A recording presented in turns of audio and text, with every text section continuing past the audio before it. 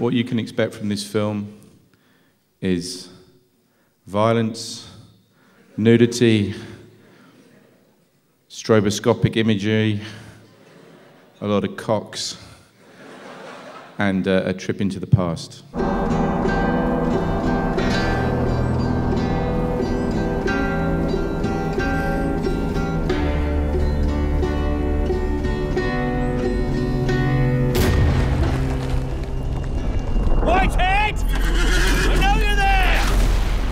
There's maybe an overemphasis on genre in film in general, but your film is extremely unusual, highly original. If you were forced to describe it, how would you describe it?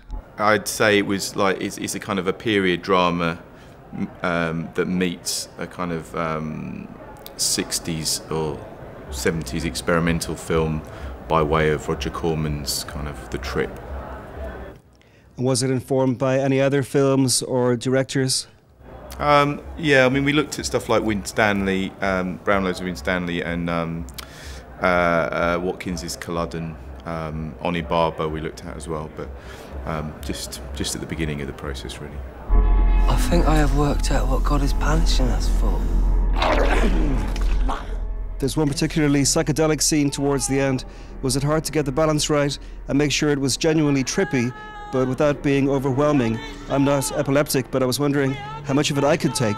Yeah, I mean, we tested it to make sure, you know, that we could take it. The kind of photosensitive issue is more about high contrast. It's not really about cutting, so it's about flashing between black and white. So when we had to pass it for television, it has to go through sort of thing called the Harding test, which tests whether, I mean, your shirt could fail the Harding test, you know, because you've got very small black and white checks on it.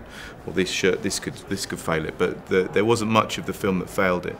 So, you know, it isn't actually as fit-inducing as you might imagine.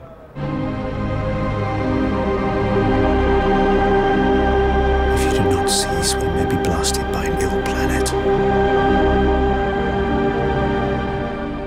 It's being released tomorrow in the UK to cinemas and on DVD. Why that strategy? And live TV as well. That's the twist. There's been lots of stuff that's been day and date, but yeah, because we wanted to get it out to as many people as possible to tap the general audience rather than hit that general audience, you know, a year down the line when it finally creeps onto television. I want to do it all in one go. And otherwise, what's next for you? A lot of writing, and hopefully we're going to be shooting Freak Shift, which is the sci-fi film that we've been developing in the new year. And do you regard this as a kind of side project between bigger projects? No, it's just another film, you know. It's I think that every film, you can't treat a project as a side project or a lesser project, but it might be like the acoustic album next to the rock album, you know.